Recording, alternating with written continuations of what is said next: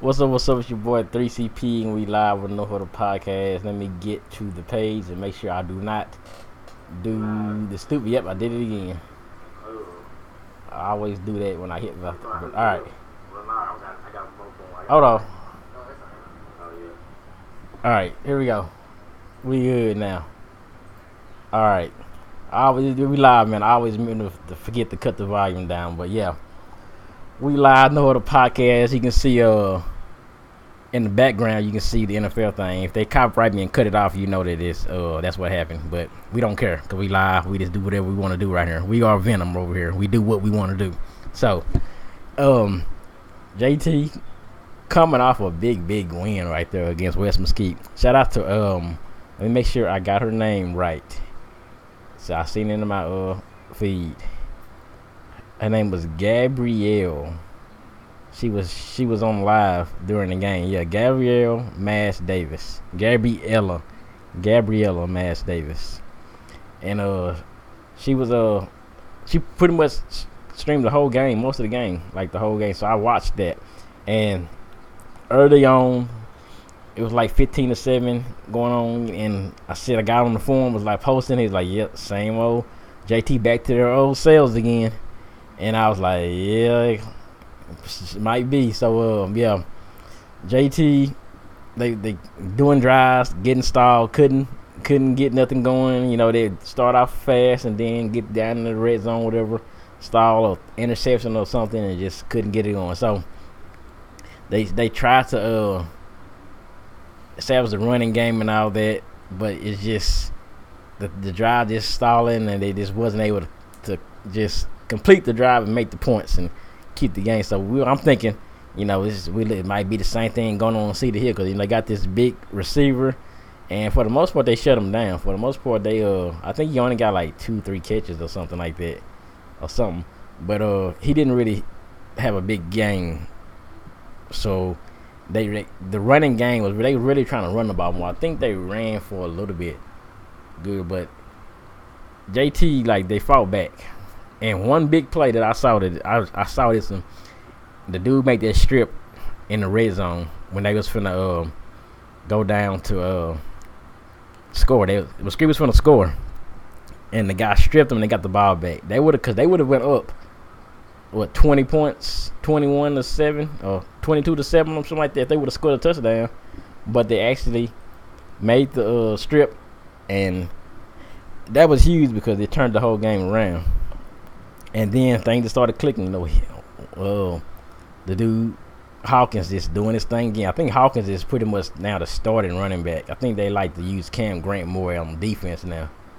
I mean, Grant is still the guy. Like, he's still one of their best runners too. But I think Hawkins has surpassed him over as their start. Like, if you want to start somebody, I think they should stick with Grant. I mean, stick with Hawkins, because Hawkins is this dude is a monster, man. The dude just doesn't go down. And with that, but they still got Grant in there. They put him in a Wildcat and stuff. You know, he's still got a two-headed monster. Like, you got two good running backs they can run the ball with. But you still got the other guys too. You still got the guy, what's his name? Is it like Caldwell or something? Campbell? It's number 26, and they got a few other. It's a lot of guys that JT got. They can run the ball and can do all. They can just do whatever they want to do. And while I'm looking through here, I gotta find my controller. Oh shit! I don't want to put this on the damn thing, especially not this guy. So, as I'm we talking about the game still, JT was they ended up winning the game 22-9. 22-9. Big game. Woods had a pretty good game, and yeah, I think Woods is the guy. Like, I thought we were gonna have some quarterback issues going on, you know, early on in the season. Like, okay, is Woods gonna be the guy? They need to go with Warren? Do they need to do this? But I think Woods has settled himself in, and he's pretty much good enough for the spot to be the starting quarterback for JT. You know, and then, you know, they still put in that guy Warren and all that.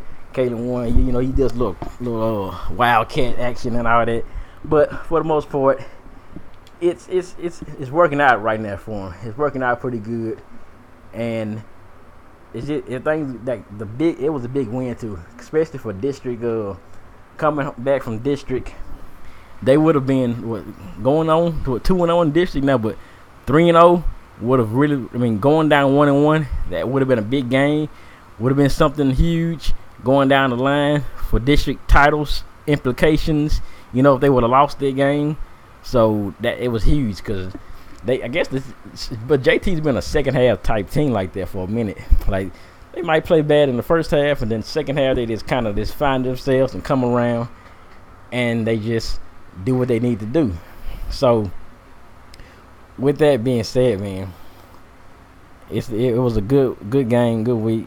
Even despite the rain and all that was going on, it still happened. They still did what they needed to do. Got the win. And it's gonna be the bye week coming up, so the next week video will probably have some another preview like the games coming up, or something else. You know me. I got stories forever. Oh my God, this guy Nathan Peterman is so bad, y'all. I know y'all seen him on the TV screen. I know we're talking about John Tyler, but this dude Nathan Peterman, why is this guy an NFL quarterback? Like, I need somebody to tell me why this guy is in the NFL. This dude he's got to go. Like, I don't think he'll be in the league too long. But back to JT. I also heard something about JT is they got some helmets and some uniforms that the URL won't allow them to wear. And I don't understand why they not. Oh, my boy Pat Mahomes. Oh yeah, since we talk about East Tech, we gotta talk about Pat too. Pat Mahomes, he's gonna do his thing against the Patriots. I believe they're gonna win. Shout out to the boy Pat Mahomes. So yeah, but like I said, they say they got these uniforms. It's like some newer uniforms. It's like black on. I gotta look at the form. Shout out to Cujo for Life and all those guys out there. But it's like two different uniforms that JT they're not allowed to wear because of the URL rules or something. And it's real stupid. Like what? And I guess I remember. Yeah, I remember that one year they had with the silver letters and the white letter or whatever. And it was hard to read the letters, the numbers on the back. So I'm thinking those type of uniforms they had. But I'm like, come on, let the kids wear the uniform. Let them wear the uniform. I mean, what's so bad about it? But, yeah, we doing this thing here, but it's good, looking good. Still got Poteet and McKinney North coming up and everything. So we're gonna find out a lot about what this team is about, So we're gonna keep it going, and got CJ here. As I fix my audio through, I think I hear myself. Make sure everything is good over here. But yeah, JT doing everything, big win, and we're gonna bring on CJ here as I try to fix this audio as well too. So we got CJ here going on. Let's go. What's happening, world? What's happening? I'm getting adjusted to this new mic. My apologies. Pretty cool though. Pretty cool. But look, very impressive. Look, let me say this. I'm very impressed with how JT seemed like they stayed calm, because what the thing about it is, of course, I wasn't at this game. I was listening to the game. I was actually listening to it, and I was like, man, because I expected the JT, to hit them early, hit them fast. I believe West Mesquite had the worst ranked defense in the district, as someone pointed out to me. I think one of the analysts or commentators noted it. So I expected them to, get that run game going, just run it down their throats. Offense in a great rhythm, throughout the first half, and then, go on and see what happens in the second half, because I know West Mesquite, most of their power was on the offensive side of the ball, so it could have been a knockout, drag-out fight, depending on how JT's secondary played. But started off offense kind of slow in the first half. I believe they went in 15-7. I think the halftime score was something like that, 15-14. I can't remember 100%, but it was something like that. But so I expected. I'm like, JT, they can, long as you keep it close, I think they can pull it out in the second half, especially with a West Mesquite not having a formidable defense. So I think that played into the hands of John Tyler, and usually John Tyler they'll crank it up in the second half. I'm used to them. If they start out slow, I never really panic.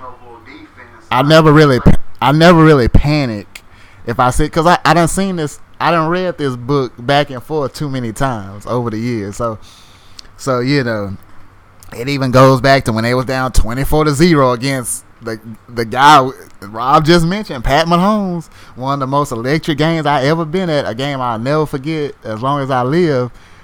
But that was against a team that was going for 10-0. So, but I knew I was confident in that squad, and they came back and did the business. Greg Ward, Tyus Bowser and company. But let's get in and talk about this game.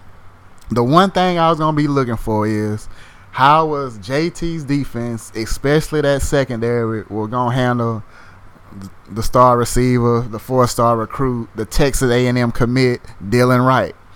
And they held him, well, I believe 3 catches, 23 yards is what he had. So you shut that down, and really the passing game didn't even get going because I believe that the quarterback, Neil Johnson, for West Mesquite, only 42 yards passing.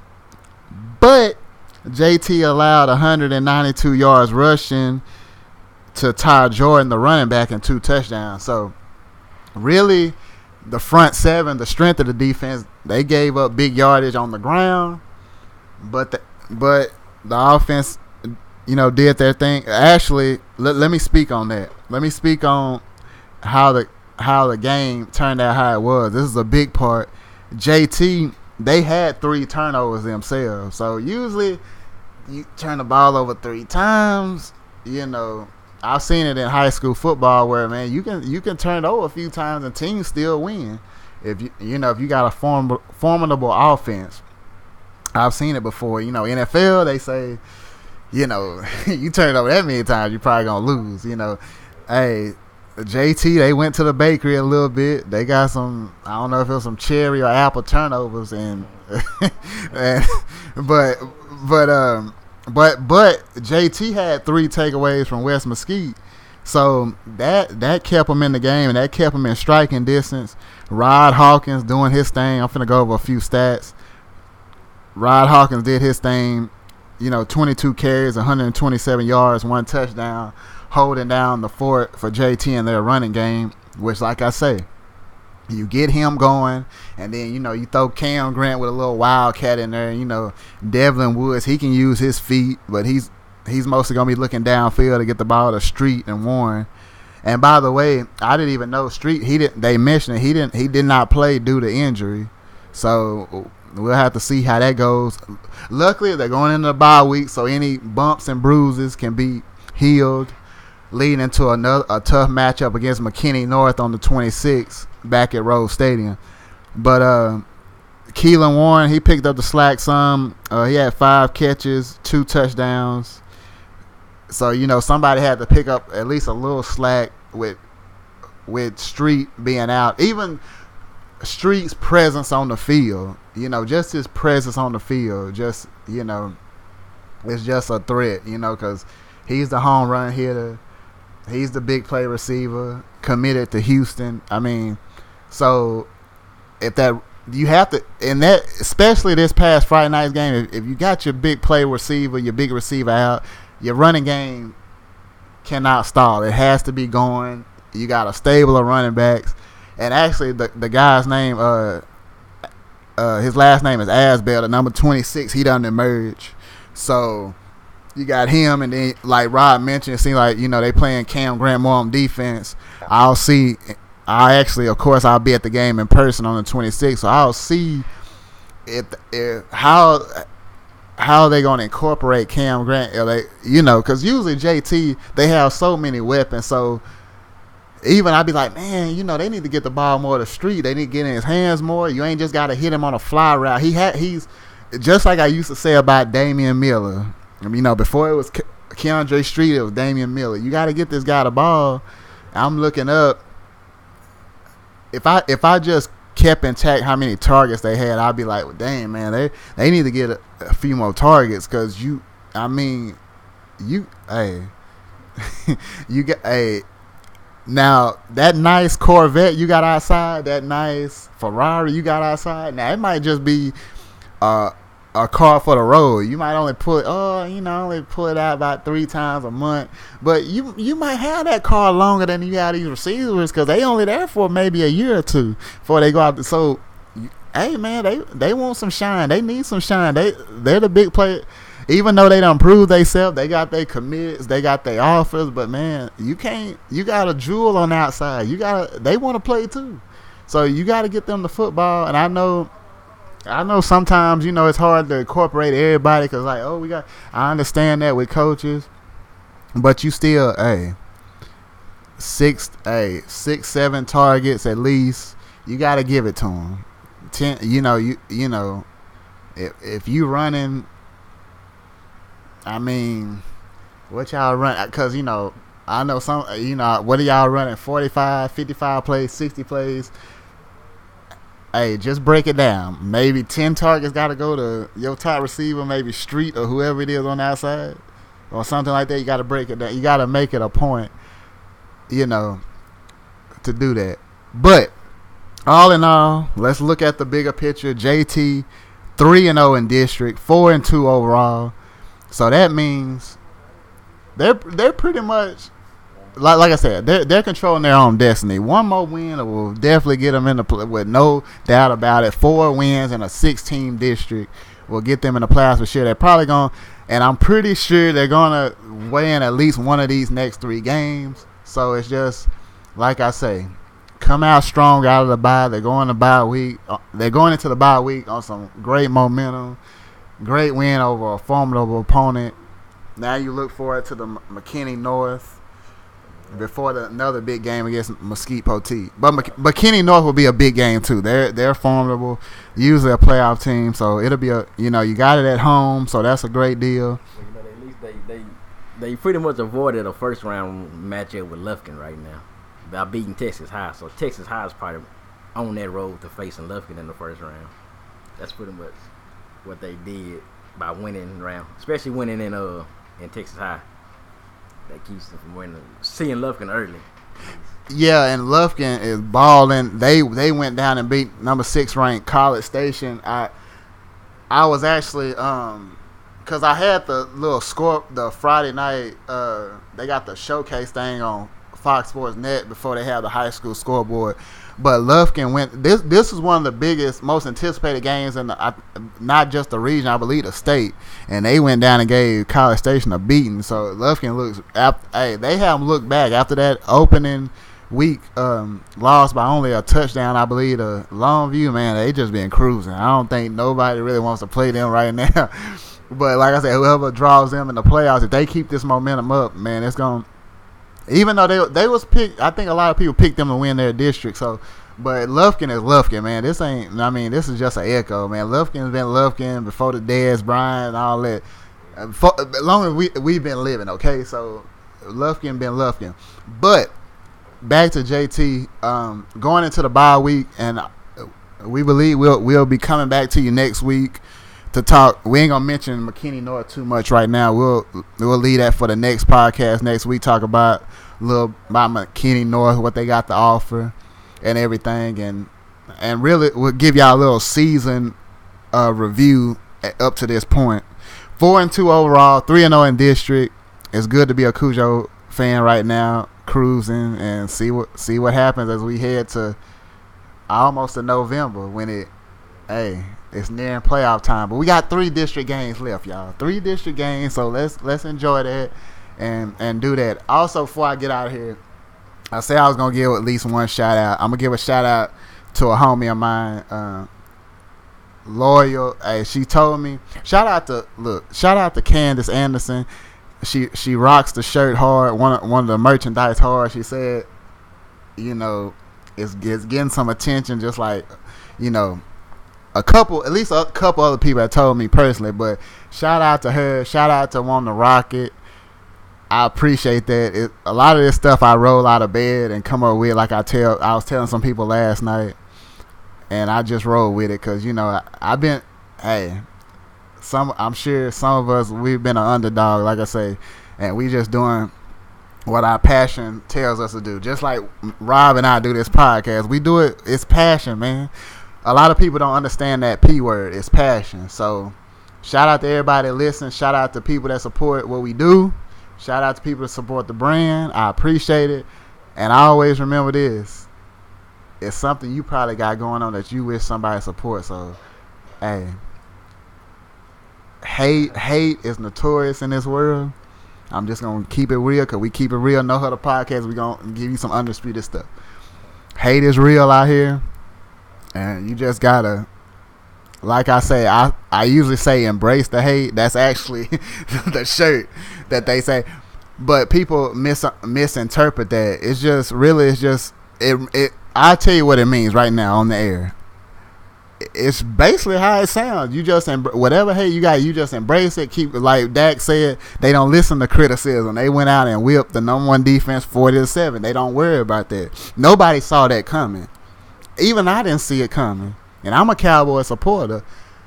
I just wish they changed some things in the front office, but that's another thing. Just like other teams should do in other sports. But we ain't gonna talk about that. Everybody ain't perfect. But you're going to get some hate. You just embrace it. Keep going on about your business. Don't get distracted. Just keep going about your business. It's just like you see roadkill in the road. Just keep traveling, okay? You just keep going to your destination. That's basically what it is. But I'm signing off on this end. I'm finna pass it back to Rob. Appreciate the love and the support from everybody, whatever we get. Also, I got to get the Tops Pizza ASAP. I actually feeling some nachos. I might gotta go get up on some. But that's another story. I don't want to talk about my eating habits. Once again, shout out to people support the brand. And I'm signing out. CJ out. Hey, y'all, enjoy that Sunday night game that's kicking off. Shout out to Pat Mahomes. Chiefs up. Yeah. Shout out to the Tops Pizza. I got something right now. So yeah, that's my second time going. Like, yeah, they pretty good pizza. I used to go to Little Caesars a lot, but now I'm going to Tops. Especially it's black owned too, so y'all support them. Shout out to them. I think her name is Denise, the owner. Cool lady. I never really talked to her, but she seemed like she's a cool lady. So yeah, shout out to that. Shout out to everybody on the forum again. Cujo for life. No days off East Texas name. Cujo's 216. All y'all guys on there. One of them asked, like, because I know the one we didn't do this week, or the last week, the one we kind of late on. He was like, when you gonna do the podcast? So people be listening. They be waiting to hear our thoughts and stuff. So shout out to everybody that's always waiting on it and everything. So yeah, we finna be up out of here. Game is finna come on. And if y'all, like I said, subscribe to the page. Y'all I'm doing different things on my page too. I started doing reactions and stuff. So subscribe to my YouTube page. I know I share it most time, but a lot of people don't really just go to it because a lot of the people I know on my Facebook are not in the gaming things. So I think I gotta make another page for like just my gaming stuff. I do got a like page, but I just don't. I get so lazy and I don't want to get on it and do stuff with it. So, but then I know I'm on Twitter and all my people who do gaming is all on rest. So I'm good over there on Twitter, but over here, like, I can go live. Like right now, I'm going live. I'm gonna probably go live tonight, maybe later, on Facebook, just doing Madden. I'm gonna see how it goes again, cause a lot of people over here are getting paid to do Madden over here streaming on Facebook, and a few guys I know personally, or not personally, but I know as YouTubers to do what I do, or just getting paid just to sit on here and do YouTube. And I haven't seen videos from them on YouTube in a minute, and I go over here like, oh, this dude been on Facebook streaming for the most time. Like, oh, cool. So yeah, be looking for more stuff. We'll figure out here. And before I get out here, like I said, Nathan Peterman sucks. He's a horrible quarterback. Please get him out of the NFL. Thank you. We out of here.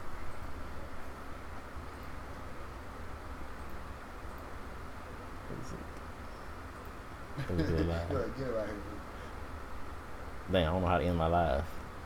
I'm stupid. I just do that. Nah, I had that's second. Hey, he was like, Artie Burns got to get